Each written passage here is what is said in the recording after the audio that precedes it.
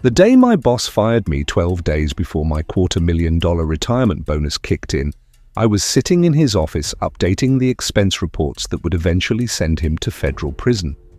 But what Richard Blackstone didn't know was that I'd been methodically copying every fraudulent transaction, every falsified document, and every illegal kickback for the past 8 months. And the FBI was already building their case. My name is Frank Morrison, I'm 64 years old, and I've been the Chief Financial Officer at Blackstone Industries for 25 years. 25 years of 60-hour weeks, missed family dinners, and watching Richard Blackstone build an empire on the backs of people like me. Richard inherited the company from his father when I was already 15 years into my career there. Older Mr. Blackstone had been tough but fair, a man who understood that loyalty should flow both ways. His son Richard? Richard understood only one direction of loyalty, upward, toward him. The retirement bonus I was supposed to receive had been negotiated into my contract back in 1998. Any employee with 25 years of service would receive a bonus equal to 1 year's salary upon retirement. For me, after decades of modest raises and cost of living adjustments, that meant $247,000. And it wasn't a gift, it wasn't charity. It was money I'd earned through 25 years of making Richard Blackstone richer than his father ever dreamed of being. But 12 days before I was eligible to collect it, Richard called me into his office and changed my life forever. "Frank," he said, not bothering to look up from his computer, "we're going to have to let you go." I stared at him, certain I'd misheard. "I'm sorry?" "Budget cuts. The board has decided we need to streamline operations, and frankly, your position has become redundant." "Redundant?" I repeated. "Richard, I've been managing the finances of this company since before you graduated college. And we appreciate your service, but times change. We need younger, more innovative minds to take us into the future. The future that I've been helping you plan for the past quarter century."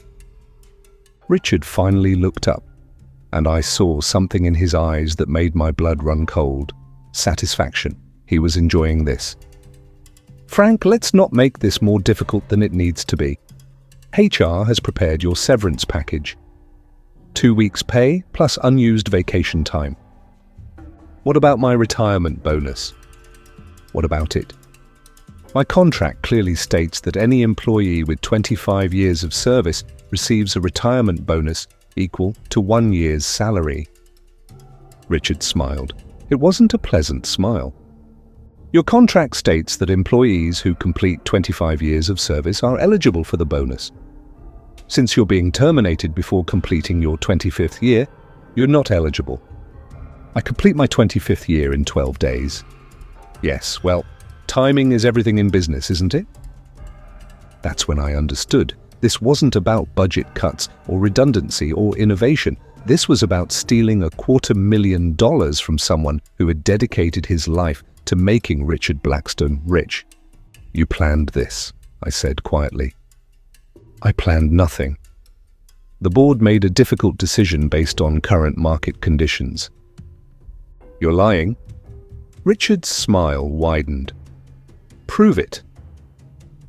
That word, prove, would come back to haunt him in ways he couldn't imagine.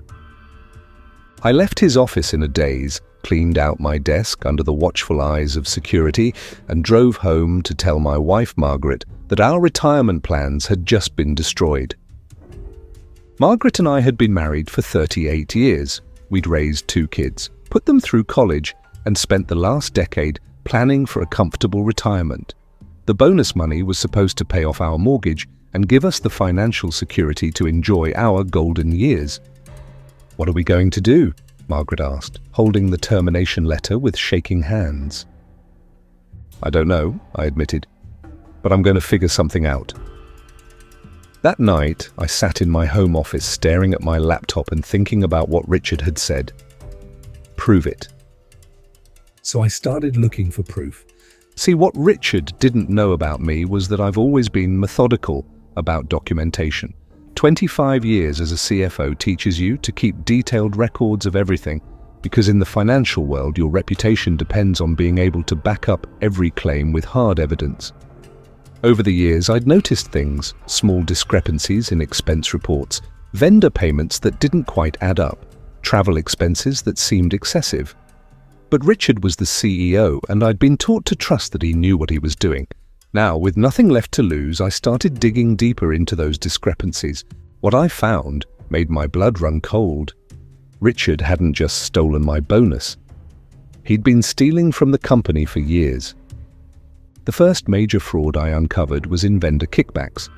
Richard had been approving contracts with companies that were charging significantly above market rates for services.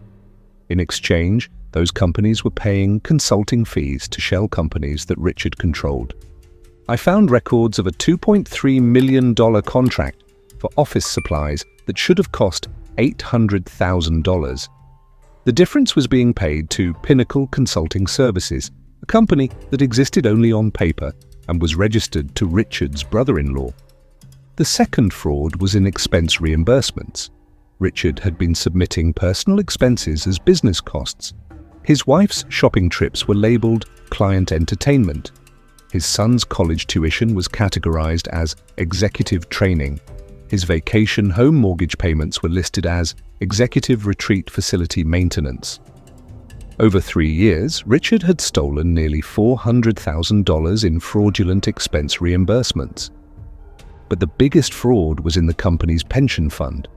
As CFO, I had access to all the pension fund records. What I discovered was that Richard had been borrowing money from employee pension accounts to cover company shortfalls, then using falsified documents to hide the theft. The pension fund was supposed to contain $12.3 million. The actual amount was $8.7 million. Richard had stolen $3.6 million from the retirement savings of his own employees. My own pension account was supposed to have $180,000. The actual amount was $127,000. Richard had stolen $53,000 from my personal retirement fund while planning to deny me the bonus I was contractually owed. As I compiled the evidence, I realized that Richard's decision to fire me 12 days before my bonus kicked in wasn't just about avoiding one payment. It was about silencing the one person who had the access and expertise to uncover his crimes. But he'd made a critical mistake. He'd assumed that a 64-year-old man facing financial ruin would simply walk away quietly. He was wrong. The next morning, I called the FBI's Financial Crimes Division. "This is Special Agent Patricia Williams. How can I help you?" "Agent Williams, my name is Frank Morrison. I'm the former CFO of Blackstone Industries, and I have evidence of systematic corporate fraud totaling approximately $4 million. There was a pause. "Mr. Morrison, that's a very serious accusation. What kind of evidence are we talking about?" "Financial records, bank statements, falsified expense reports, pension fund theft, everything documented and verified." "Can you come in this afternoon?" 3 hours later, I was sitting in a sterile FBI conference room with Agent Williams and her partner, Agent Rodriguez, spreading 25 years of financial records across a metal table. "This is exceptional documentation," Agent Williams said after reviewing my evidence. "How long have you been gathering this information?"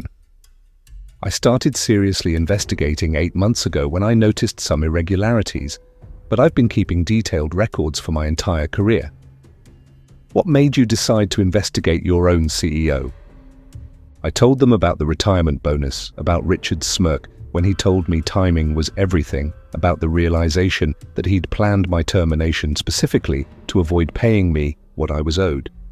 "So this is personal?" Agent Rodriguez asked. "It became personal when he stole from me, but it's not just about me.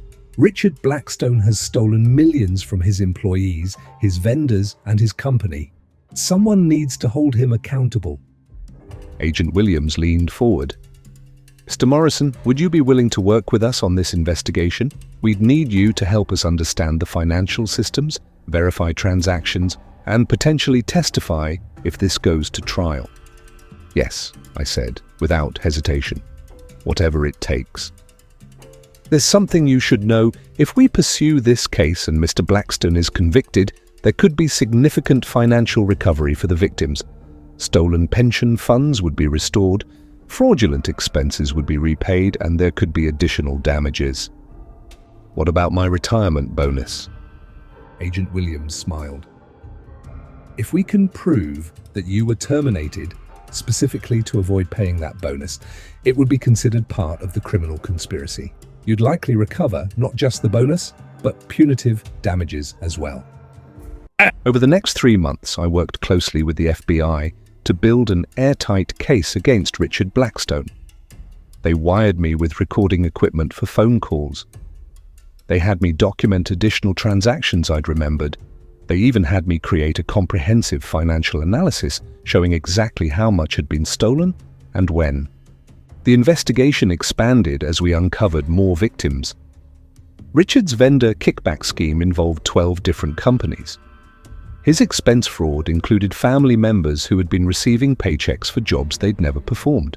His pension fund theft affected 127 employees, some of whom had lost their entire retirement savings. The FBI also discovered that Richard had been planning to sell the company and disappear with the proceeds. My termination had been part of a larger plan to eliminate anyone who might discover his crimes before he could complete the sale. 6 months after I was fired, Richard Blackstone was arrested at his office in front of the entire company. I wasn't there to see it, but according to the news reports, Richard tried to maintain his innocence right up until the FBI agents walked him out in handcuffs. He kept insisting that there had been some mistake, that he was a respected businessman, that his lawyers would sort everything out. His lawyers couldn't sort out $4 million in documented theft. Richard's trial lasted 3 weeks. I testified for 2 full days, walking the jury through every fraudulent transaction, every falsified document, every dollar that had been stolen from hardworking employees. Richard's defense team tried to paint me as a disgruntled employee seeking revenge for being fired. They claimed I had falsified the evidence out of spite. But the FBI's forensic accountants had verified every transaction independently. Bank records didn't lie. Digital timestamps couldn't be faked. The evidence was overwhelming. Richard Blackstone was convicted on 14 counts of fraud, embezzlement, and racketeering. He was sentenced to 12 years in federal prison and ordered to pay $6.2 million in restitution and damages. The pension fund was fully restored with interest. Every employee who had been robbed received their money back, plus additional compensation for the years their funds had been stolen. As for my retirement bonus, the court ruled that my termination had been part of the criminal conspiracy and awarded me not just the $247,000 I was owed, but an additional $150,000 in punitive damages.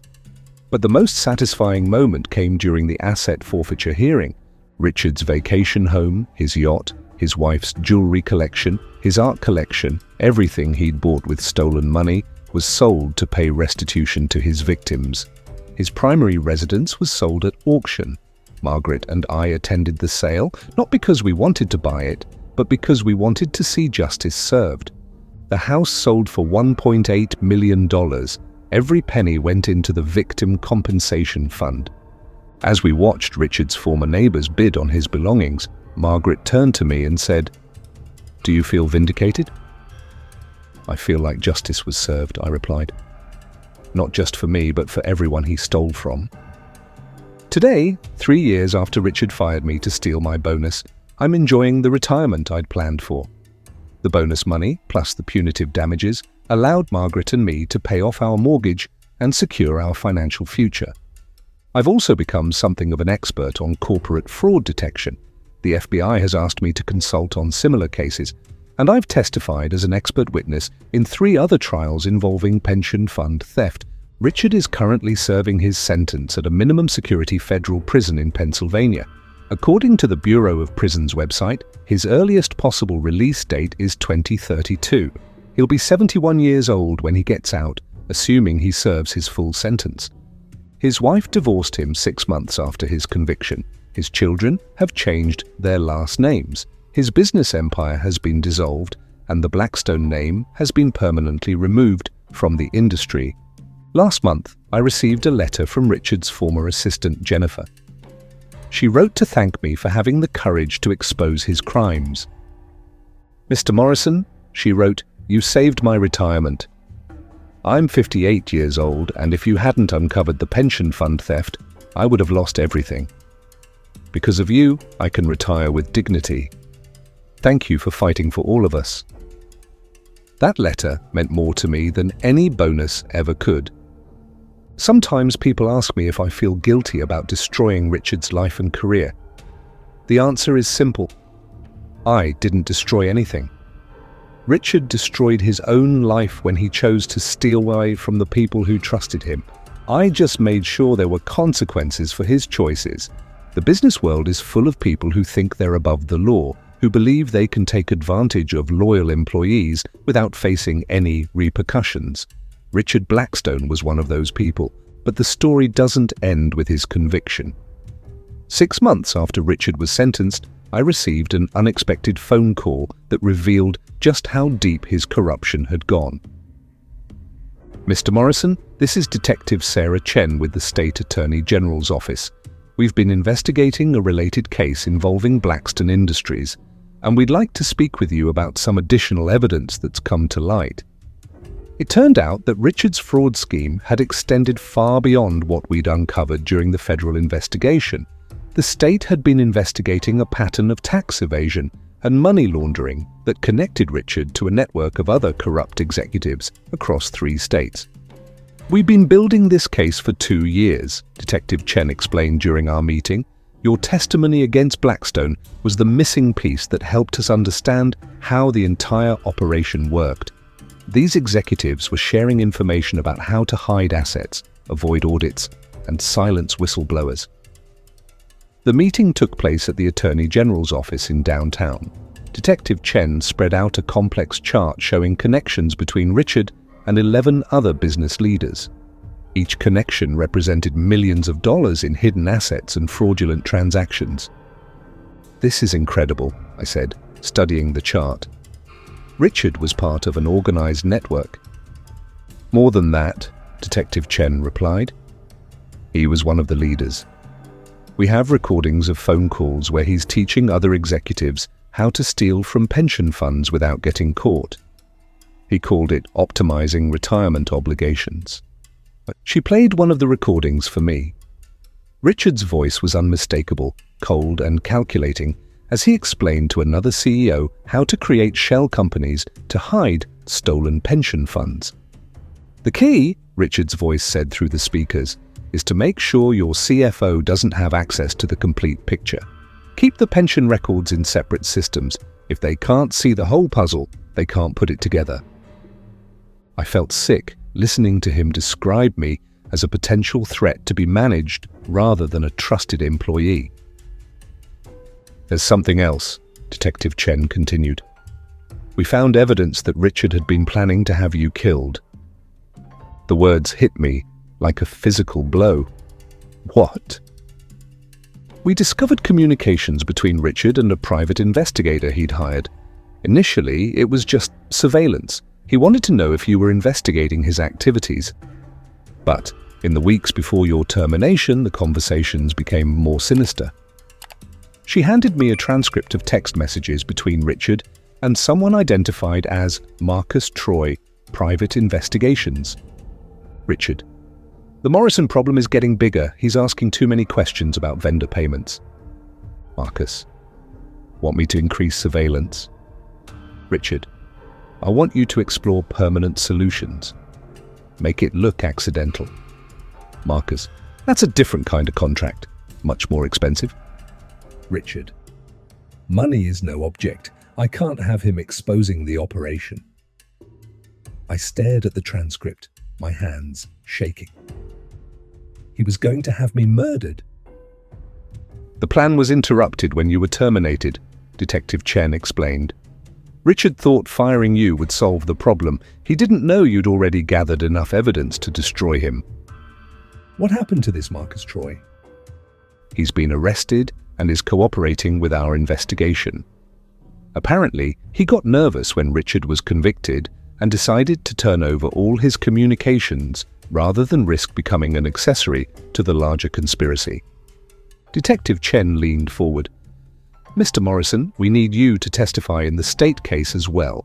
This network has stolen an estimated $47 million from pension funds across 3 states.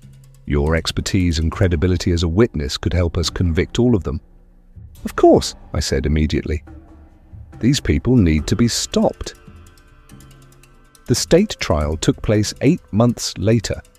This time I testified not just about Richard's crimes, but about the systematic nature of the corruption network. 12 executives were ultimately convicted with combined sentences totaling over 150 years in prison.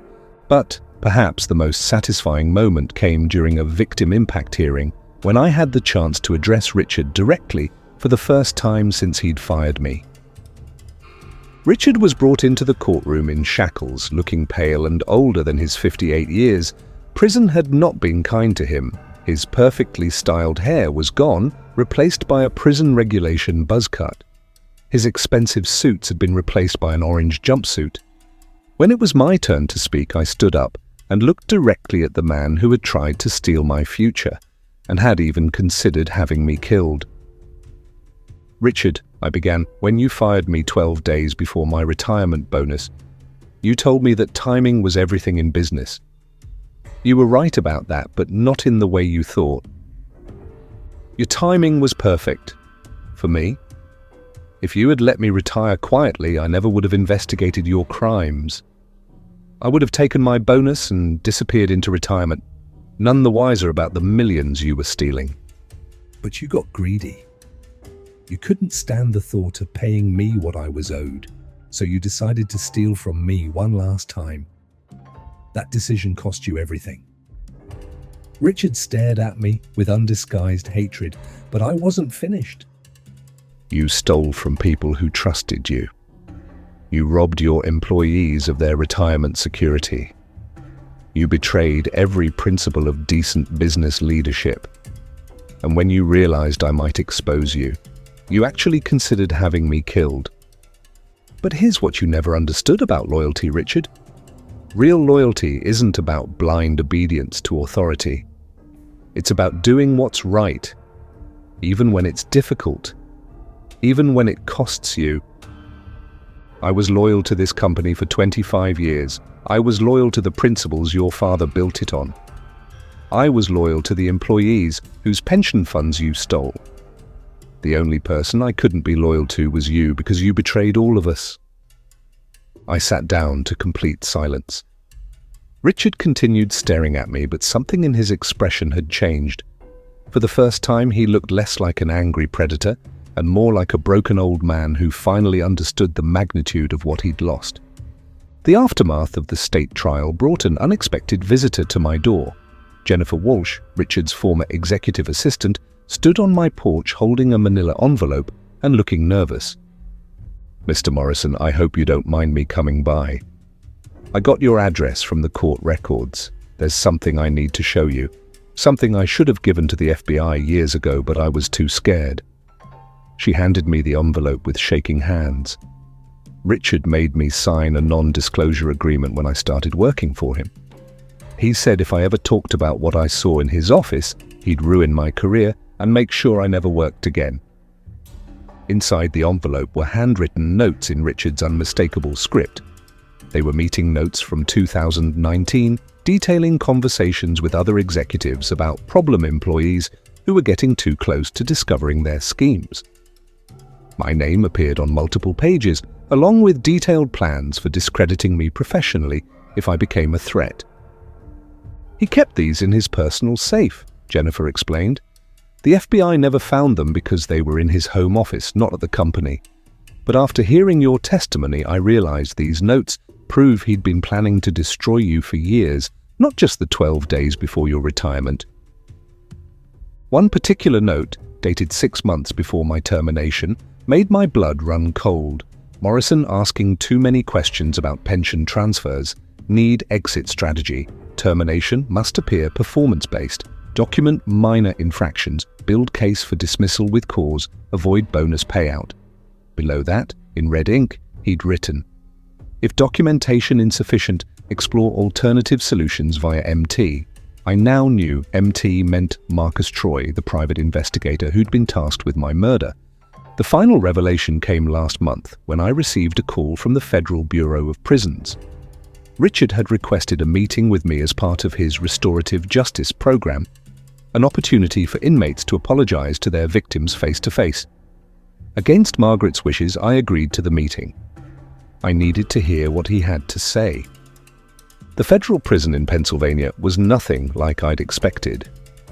Richard sat across from me in a sterile visiting room, wearing a grey prison uniform and looking a decade older than his 61 years. His hands were folded on the metal table, and when he spoke, his voice was barely above a whisper. "Frank," he began, "I know I have no right to ask for your forgiveness. What I did to you, to all the employees, to their families, it was unforgivable. But I need you to know that I think about it every single day. I destroyed everything good in my life because I couldn't stop taking what wasn't mine." I looked at this broken man across the table and felt something I hadn't expected. Not forgiveness, but understanding. "Richard," I said quietly, "I didn't come here to forgive you. I came here because I needed to see what greed and betrayal ultimately cost a person. You had everything: a successful company, a family, respect in the community, and you threw it all away for money you didn't even need." I leaned forward. "But here's what I want you to understand. When you fired me 12 days before my retirement, you didn't just steal money from me. You tried to steal my dignity, my sense of purpose, my belief that loyalty and hard work matter. That's the real crime, Richard, not the money, the betrayal of trust." But he learned something important during his trial. When you steal from someone who has spent 25 years keeping meticulous financial records, you're not just committing a crime, you're handing them the evidence they need to destroy you. Richard thought he was clever, firing me 12 days before my bonus to save the company $250,000. Instead, his theft cost him 12 years of his life, $6 million in restitution, and everything he'd ever worked for. As I told Agent Williams during my first FBI interview, timing really is everything in business. And Richard Blackstone's timing was absolutely perfect for me. These days, when young financial professionals ask me for career advice, I tell them the same thing. Always keep detailed records, always document suspicious activity, and never let anyone steal what you've rightfully earned. Because sometimes the best revenge isn't getting mad, it's getting the FBI